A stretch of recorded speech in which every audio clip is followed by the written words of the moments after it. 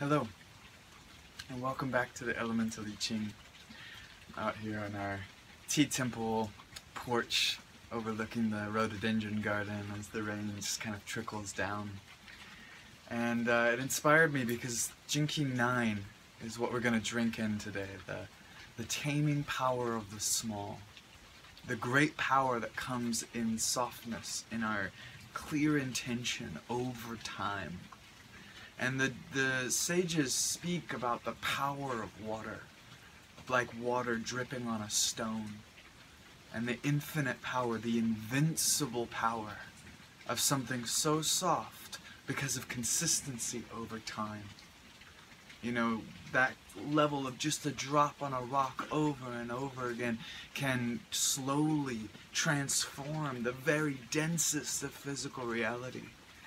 Or it also reminded me of good old torture. I mean, just a single drip, boom, boom, like over and over again. The most powerful pain can come from something so soft and subtle, or just the annoying nature of something consistently annoying you, weathering you away until there's no charge, you know, or until change occurs. It's the power of consistency. So this Jinki is the Jinki of determination.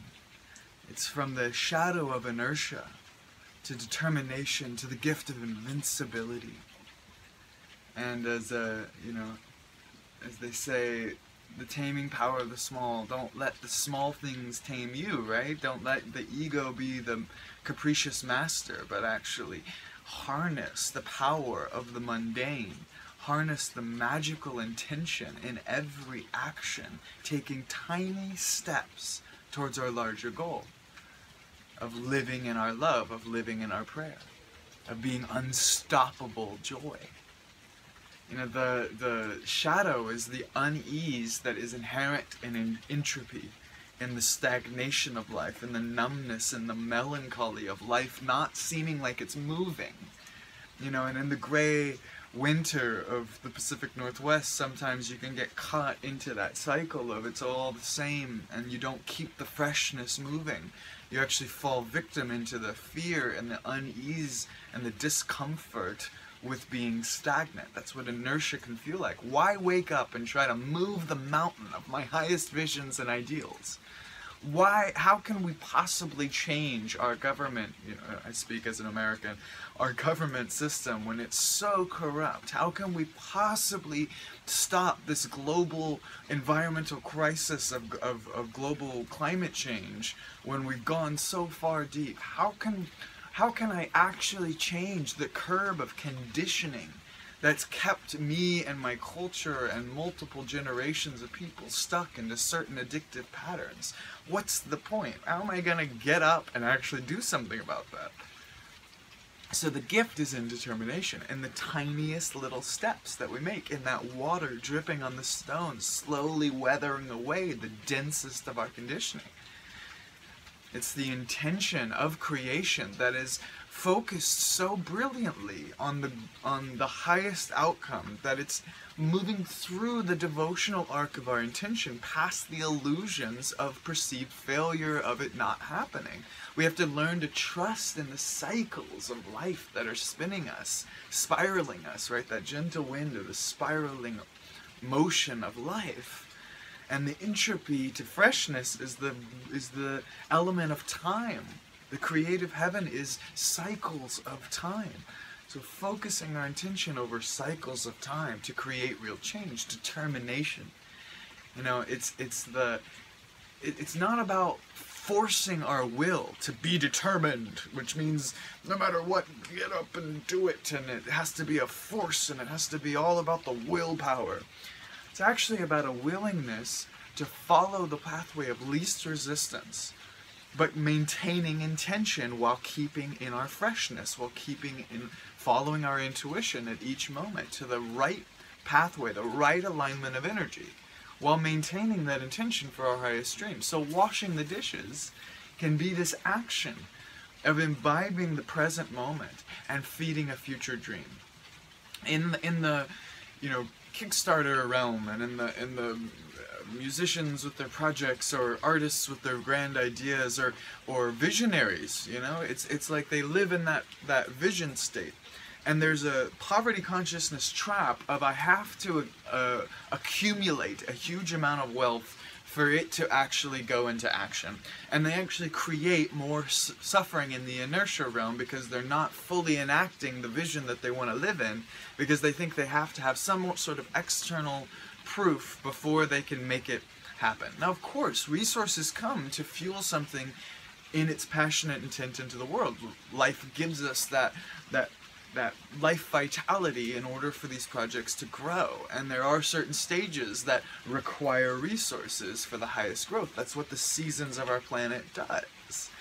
But it doesn't limit us from actually living that prayer every day in the smallest of ways. And that's where the real grassroots change is occurring. And really making conscious effort every day, not by taking it all on ourselves, but by following that determined path of following our intuition, following the spirals of life over time in each fresh moment. You know, because determination is like the tiniest scratch sometimes on the mountain, thinking that one day we'll carve our way to the heart of the truth. You know, it takes time to weather away. The wind is a subtle penetration of life. It takes eons of the wind to weather the hard rock. But over time, it reveals. Over time, it has that determination, not even by agenda, but just by the natural form, function, and life vitality of life that is shaping us all. So we bring our intention and our awareness into the weathering process that life is constantly polishing us into who we're going to become. Because eventually, invincibility is the inevitable breakthrough, the unstoppable love, the unstoppable joy of what real beauty is, the clarity of seeing beauty in action, rolling throughout all time. It's like that tiny pebble at the top of the mountain. When it starts to fall, it's just a tiny little drop. It's just the tiniest little, softest little influence in our life. But through the power of momentum, you know, determination is all about momentum. It's like, what is the most correct step in alignment with life's vitality so that I actually gain momentum with each step instead of forcing my way up, you know, upstream the whole time. It's about following life's vitality. So as the momentum builds, by the time that tiny pebble has rolled down the mountain, it is a massive avalanche of love.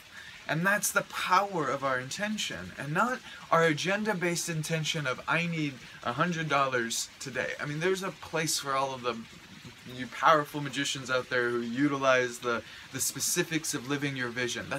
I'm inviting us into something a little different with what is intention, what is clarity. It's alignment with the flow of life, with the trust of life's timing, with the harnessing of the passionate intent to what we see and want to live our life, to the visions that come, to the ideas that flow through, and to not stay stuck in the distance and the division between where I'm at now and what my highest ideal of the future can be, but to be determined, to live in the freshness of each moment, and the willingness to listen, the courage to listen to each moment, to follow those pathways that are being forged by life, the tributaries of life that are slowly weathering into these giant rivers of rushing prosperity and love and alignment with life.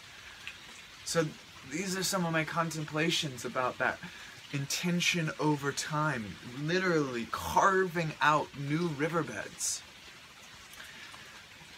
Yeah. The softest of intentions change our day. The seeds of doubt that we plant at the beginning of a project, you know, or the courage to see through failure and challenge and obstacle, to not let those tiny obstacles, and sometimes very large obstacles, be a sucking of our energy and a reason to give up, but actually reminders of how to relax and trust the spirals of life, to follow our intuition in each fresh moment. That's determination. A willingness to listen to how life is asking us to bend, to turn, to follow that pathway of least resistance, not apathetically, lazily, just like kicking back and, well, it's all just love, right? So I have no... There's a power to that masculinear intention that can be utilized and focused. This is the key in the codon ring of light that focuses light until it's invincible, right? So there's a power to that masculine intention, but it's through this yielding, this fourth line yin line, this yielding, listening to life. And that's what actually makes the yang unstoppable in the highest of benefit, right?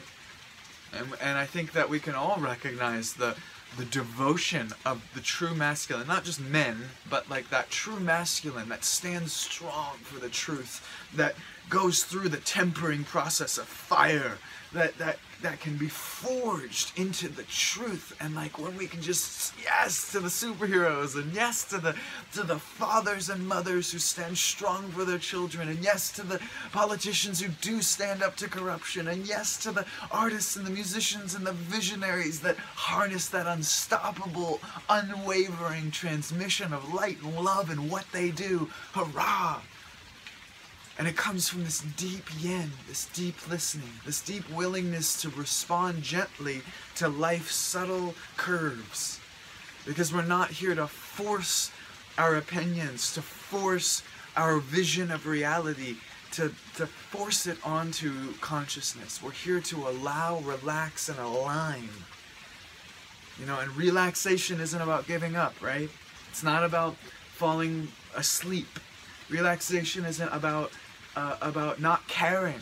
It's about caring so deeply that you are willing to be a hollow reed for the universal love to sing through you. You know, it takes both strength and deep listening and receiving and yielding. This is the balance that the Gene Keys and the Taoist teachings and the Elemental I Ching and all of life is constantly inviting us to embody on a new level. So wash those dishes. Clean your space, right? By cleaning our physical space, we allow energy to flow more effortlessly in our immediate environment, which is aligning, it's telling the universe that we have unconflicted behavior in the visions and goals that we want. So, I mean, I've been in a lot of chaos recently, so I need to go in, you know, this weekend and really clean things up to get things back into right order, so that harmony can align, so that I can be enthusiastically joyful in my physical space, so that that's the vibration going into my work that emanates out into the world. Whereas if I'm going through a filter of discord and unease and confusion, and you know, it locks up the energy that wants to go into my creative service, that wants to go into my family time, that wants to go into my love. So notice how it is that we can be more determined to let every tiny little action of our life, every symbol and synchronicity, every way that we fill the refrigerator of our life, to have the level of care and intention and mindfulness and heartfulness and loving the invincible focus of diamond mind clarity for the freshness of each moment to shine out its song. Let's try that as a culture and see what happens. So I'm going to continue my experiment of embodying these things that I speak about and bringing them into my life in a real embodied way.